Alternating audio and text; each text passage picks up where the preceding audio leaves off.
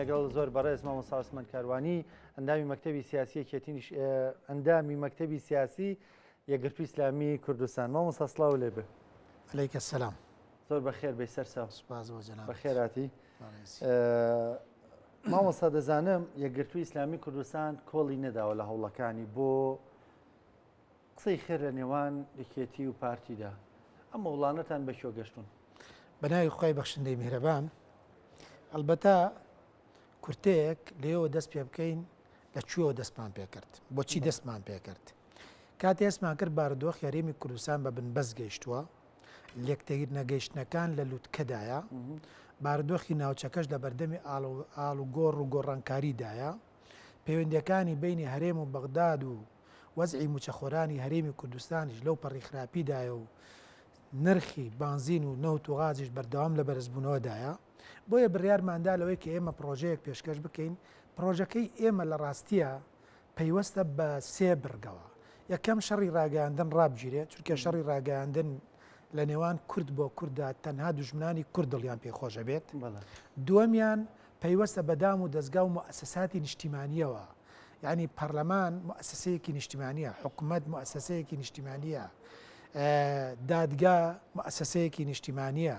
ئەبێ ئەم دام و دەستگا و موسساتە نیشتیمانیانە دەستی حیزب بەو شێوە قوڵە نەمێنێتیانە، ناڵم بە تەواوەتی ئەبردرێت نابردرێ، بەڵام نابێت بەو شێوە قوڵە بمێنێ ئیفلیجی بکات و بە کەیفی خۆی و بە مەیلی خۆی. بە تایبەتی پەرلەمان مافی دەنگدەرانی خەڵکی کوردستانی پێوەیە، ئەبێ پەرلەمان کارا بێتەوانێت. دوای ئەوە لە بەغداد ئێمە قەناعەتمان وابوو، هەر هەڵبژارنەکانی ئەنجومەنی نوێنەرانی عێراق تەواو بوو، پرۆژەیەکی ترمان نووسی وەکو مەکتەب سیاسی دامان بەسەرجەم هێزولانە براوەکان لەوەی کە با لەم هەڵبژاردنەدا ئیتر مێژووی تاڵی ڕابردوو لەبیر بکەین و وەکو نەتەوە بچینە بەغدا، وەک حیزب نەچینە بەغدا، وەک کورد لە بەغدا بین. پرۆژەی هاوبەشمان هەبێ، لێک تێگەیشتنی هاوبەشمان هەبێ، دیدی هاوبەشمان هەبێ. بەدەمتانەوە نهاتن؟ بە دڵنیاییەوە لەو کاتەیە بەدەممانەوە نەهاتن. بەڵام دوای ئەوە لەم بارودۆخەتریانە ئێستا پرۆژەی دووەممان کە پێشکەشمان کردوێتەوە جارێکی تر، باسەکە باسی خزمەتی خەڵکی کوردستانە، باسی یەکگرتوو نییە. خۆلەوە چێ ئەمە زۆر جار لە هەندێک ڕۆوە لەوە چێ خەڵک ڕخنە لە یەکگرتوو بگرێ. بەڵە کاکە ئێوە هێزێکی ئۆپۆزیسیۆن چیەکەن لەو بینە ئەمانە یەکە خەنەوانێ ئەم بارودۆخە. قسەکەی ئێمە باس لە بینی پارتی و یەکێتی نییە، خەڵکش تەفەهومی نەکردو لەو وەزعەیە. یعنی باسەکە باسی پارتی و یەکێتی نیە، باسی موسساتی نیشتیمانیە کە لە ڕێگەی پارتی و یەکێتیەوە ئیفلیج کراوە، یعنی لە کار خراوە.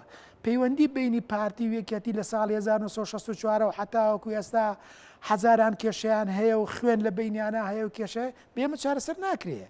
ئەوە مۆزوعێکە. بەڵام بەگەرخستنەوەی دام و دەستگا و موسساتی نیشتیمانی، لێک تێگەیشتنی هاوبەش لە بینی پارتی و یەکێتی و سەرجەم هێز و لایەنە سیاسیەکان بۆ کاراکردنەوەی پەرلەمانی و خۆشگوزرانی خەڵکی کوردستان و پارێزگاریکردن لە بەرژەوەندە گشتیەکان و یەکدەنگی بەرامبەر بە بەغدا و هێنانی ئیستحقاقی هاوڵاتیان لە بەغدا و بۆ هەرێمی کوردستان ئەرکی سەرشانی هەموو هێز و لایەنە سیاسیەکانە بەیەکەوە. بۆیە ئێمە وەک هێزێکی ئۆپۆزیسیۆن وەکو چۆن لە ڕابردوودا نەمانتوانیەوە تەماشاکار بین، لێرەش ناتوانین تەماشاکار بین. کاتێ خەڵکەکەمان ئاوا دەبینین بەرژەوەندی گشتی وەلاخراوە و بارودۆخ خراپە و موچە لە کاتی خۆیان نایە و پلە بەرزکردنەوە نییە و هەموو ئەم شتانە ئێمە لە هەموو ئەو شوێنانەدا هەڵوێستی خۆمان دەرئەبرین لە پێناوی پارێزگاریکردن لە بەرژەوەندی گشتی و پارێزگاریکردن لە دام و دەستگا و موسساتی نیشتیمانی کە ئەرکی سەرشانی هەموو لایەکمانە. زۆر باشە. ئێستا دوایین هەوڵ بە شۆ گەشتووە. ئێمە دەزانین مامۆستا کە سەردانی یەکێتی کرد، مامۆستا ئەمینداری گشتی یەکگرتووی ئیسلامی کوردستان کە سەردانی یەکێتی کرد، کە سەردانی پارتی کرد، دوای مودەیەکی دانا بۆ مانگێک بۆی هەندێک خاڵ بچێتە پێش. تەنها هەڵمەتە میدیاییەکە سەرۆک یەکێتی یەکسەر ڕای گرت، دوایش دەستی پێکردەوە. ئێستا دەستی پێکردوێتەوە، ئێستا دەستی پێکردوێتەوە. ئێستا زۆر توندە، میدیایەکە توندە ئێستا بەداخەوە، یعنی شتێکی ناخۆشە. قسەکەی من لەسەر ئەوەیە وا دەکە تقریبا نەها تێپەڕی ئەوە. ئێستا جوڵەیەکی دیکایە، ئەم جوڵەیان چییە مامۆستا؟ ئێمە لەبەرەوەی کە بڕیارمانداوە لەوەی کە ئەم پرۆژەیە چاودێری بکەین، بە دوواداچوونی بکەین، بۆیە ئومێدمان هەیە، هەوڵی زیاترمان داوە، قسەمان لەگەڵ لە دوای ئەوەی کە دیدار بەڕێز جەنابی ئەمینداری کشتی دیداری کرد لەگەڵ کاک پاڤێڵ، کاک مەسعود، کاک مەسرور، کاک نێچیر، لەگەڵ هەموو ئەو سەرکردە باڵایانە دیداری کرد، کەس نەبوو ئەم پرۆژەی یەکگرت و ڕەت بکاتەوە. لەم ماوەیەدا ئەو هەموو هێزولایانە سیاسیانەی کە هاتوون بۆ لای ئێمە کە براتان لە زۆربەیە بەشدار بووە، کەس نییە ڕەتی بکاتەوە.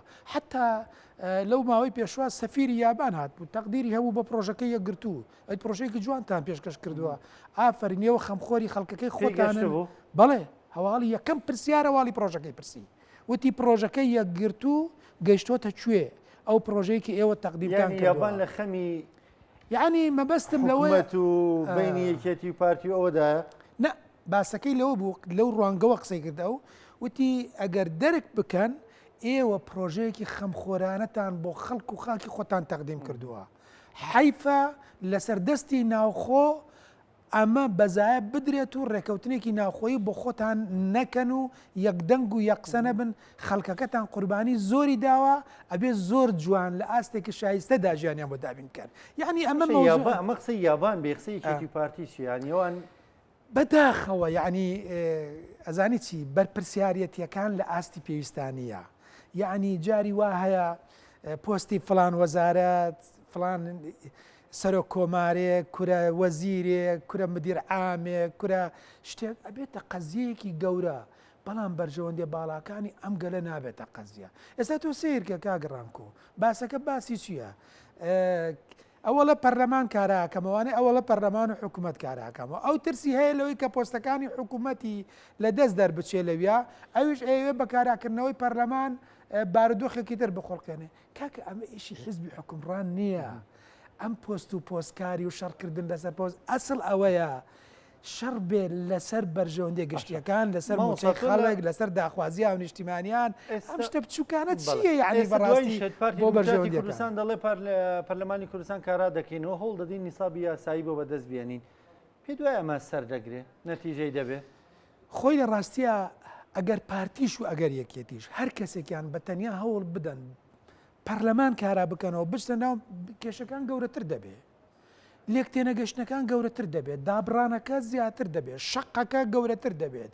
یعنی ئیلا ئەبێ بە لێک تێگەشتنی هاوبەش بێزانی بۆچی کاگڕامکۆ لەبەرەوەی چونکە ئێمە دوو زۆنمان هەیە وەکو ئەمری واقع، زۆنی دێگەڵە بەم دیومان هەیە و دێگەڵە بەو دیومان هەیە، زۆنی زەرد و سەوزمان هەیە.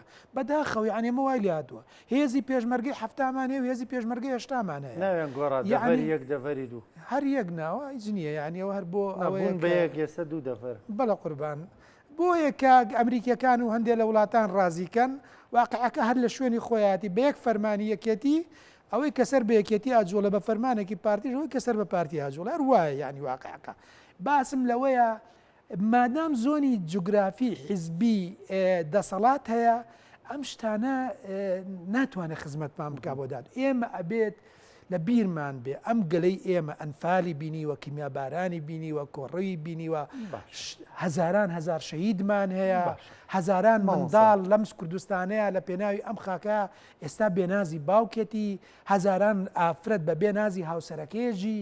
یعنی بەڕاستی ئەبێ ئێمە ئەمانەمان لە بیر بێت، ئەبێ ئێمە لە خەمی بەرژەوەندیە گشتیەکانی خەڵکەکەمان و خاکەکەمان دابین، نەک بەرژەوەندی تایبەتی حیزبی شتی بچوو. ئێستا لای خەڵک وا دەردەکەوێ، ینی کە دۆخەکە گەشتووە بە بنبەست، ئێوە کە لەو نێوەندەدان هەوڵێکی دیکەتان خستۆتەوە گەڕ وڵەکەتان چییە و ئایا هیچ بەدەمەوچوونێکی لە نێوان یەکێتی پارتی بۆ هەوڵەکانیەوە؟ بەڵێ ئێمە ئومێدەکمان هەیە و تروسکاییەکەیە، ئومێدەکەین لەو گۆشەیەوە کە ئێمە ئەیبینین هەنگاوەکان جددیتر بێنە پێشەوانێ و ئایندەیەکی گەشتر بۆ وڵاتەکەمان بێتە دی و لێک تێگەشتنی هاوبەش و پرۆژەی هاوبەش دروست بێت و دام و دەستگا و مؤسساتی نیشتیمانی پرۆژەی تازەتانیانەر و پرۆژەیە هەر ئەو پرۆژەیە بە دوواداچوونی زیاترمان بۆ کردووە.